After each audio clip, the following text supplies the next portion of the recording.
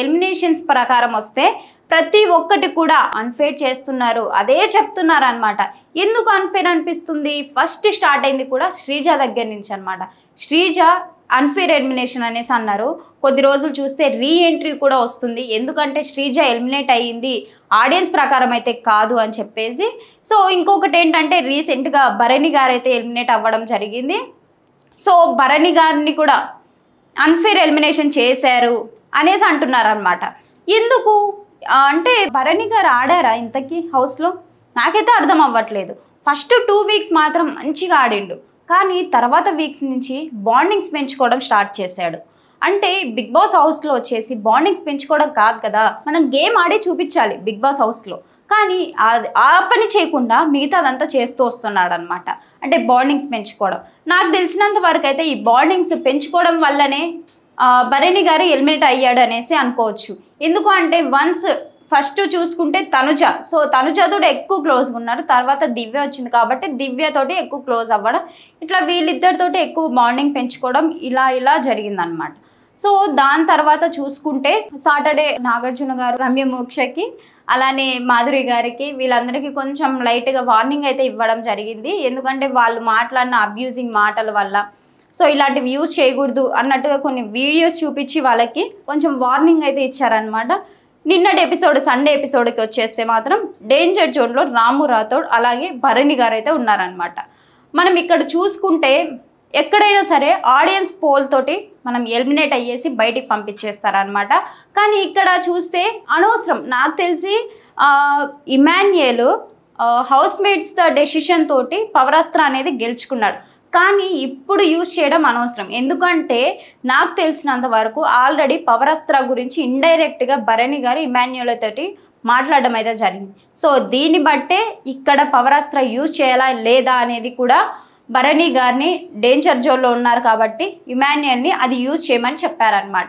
So నాకు తెలిసినంత వరకు భరణి గారికి యూజ్ చేస్తారని చెప్పేసి ప్రతి ఒక్కరు కూడా అనుకున్నారు. కానీ ఇమాన్యుయల్ ఇక్కడ ప్లేట్ మార్చేశాడు, అంటే రాము రాథోడ్కి సేవ్ చేశాడనమాట పవరాస్త్రాన్ని యూజ్ చేసి.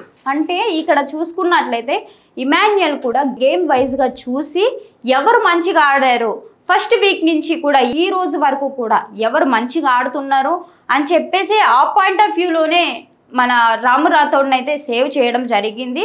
మన భరణి గారు ఎక్కువ బాండింగ్స్ వచ్చిన వైల్డ్ కార్డ్స్ కూడా ఎక్కువ బాండింగ్స్ పెంచుకున్నావు, బాండింగ్స్ వల్ల నీ గేమ్ ఎఫెక్ట్ అవుతుంది అని చెప్పారు కూడా వైల్డ్ కార్డ్స్ కూడా. సో దాని తర్వాత ఈ వీక్లో కొంచెం ఎక్కడో ఒక దగ్గర కనిపించాడు. సో మనకి చూసుకుంటే ఇమాన్యుయల్ అయినా సరే ఇక్కడ ఆడియన్స్ పోల్ అయినా సరే ప్రతి ఒక్కరు కూడా భరణి గారి గేమ్ అలాగే రాము రాథోడ్ గేమ్ అయితే చూశారు. వీళ్ళిద్దరిలో కంపేర్ చేస్తే రాము రాథోడే ఎక్కువ ఛాన్సెస్లో ఉన్నాడు అనమాట ఆడడంలో కానీ, హౌస్ వాళ్ళతో మింగిల్ అవ్వడం కానీ. సో ఇదంతా చూసి బేస్ చేసుకొని ప్రతి ఒక్కరు కూడా ఓట్ చేస్తారనమాట.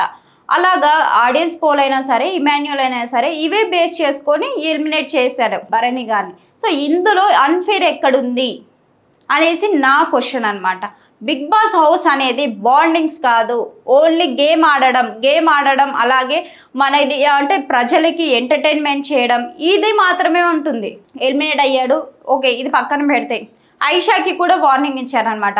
అమ్మ ఐషా, ఒకరిని మాట్లాడేయడం ముందు నువ్వు ఏంటో నువ్వు తెలుసుకో. అంటే ఇక్కడ చూసుకుంటే ఏ పాయింట్ ఆఫ్ వ్యూలో అంటే ప్రతి చిన్నదానికి ఏడుస్తున్నావు అని చెప్పేసి తనుజాని నామినేషన్లో పెట్టిందనమాట. అయితే ఇక్కడ పెట్టింది ఒక గేమే వైల్డ్ కార్డ్స్ వచ్చిన తర్వాత. ఆ గేమ్లో ఓడినందుకు ఎంతగా అంటే అంత ఏడ్చిందనమాట. టేబుల్ని కొట్టడం గట్టిగా, నేను మిస్ చేసుకున్నాను అని చెప్పేసి. అంటే ఇంకా వీక్స్ ఉన్నాయి కదా, ఈ వీక్స్లో ఆడి తను ఏంటో ప్రూవ్ చేసుకోవచ్చు. పెట్టిన ఒక గేమ్కే అంత ఓవర్ యాక్టింగ్గా ఏడవడము సరే ఉంటుంది, ఎందుకంటే తనే ఫస్ట్ వెళ్ళింది రూమ్లోకి. లాక్ తీసే దగ్గర తనకి కొంచెం సైట్ వల్ల ఆ లాక్ నెంబర్స్ కనిపించక తను అక్కడ కొంచెం లేట్ చేసింది అనమాట. సో దానివల్ల ఉంటుంది, రిగ్రెట్ ఫీల్ అవ్వాల్సిన అవసరం లేదు, ఎందుకంటే తను అక్కడికే గెలిచినట్టు. ఇక్కడ సుమన్ గారు అలాగే గౌరవ్ గారు ముందొచ్చారు కాబట్టి వాళ్ళే విన్ చేశారు. దానికి ఎందుకు అంత ఏడవడం, ఇంకా గేమ్స్ ఉంటాయి దాంట్లో తను ఆడాలి, అంతేకాని ఇంతగా ఏడ్చి హౌస్ మేట్స్ని అందరినీ టెన్షన్ పెట్టి ఒక 10 మినిట్స్ ఏడుస్తుంది, 5 మినిట్స్ నవ్వుతుంది. ఇదేంటిది యాక్టింగ్ కదా. అది దాని గురించి నాగార్జున సార్ అయితే చెప్పడం జరిగింది. అంటే తనుజ నామినేషన్లో పెట్టావు కదా, సో నువ్వు ఏంటి ఇక్కడ అని చెప్పేసి దానికి ఒక క్వశ్చన్ అయితే చేశారనమాట.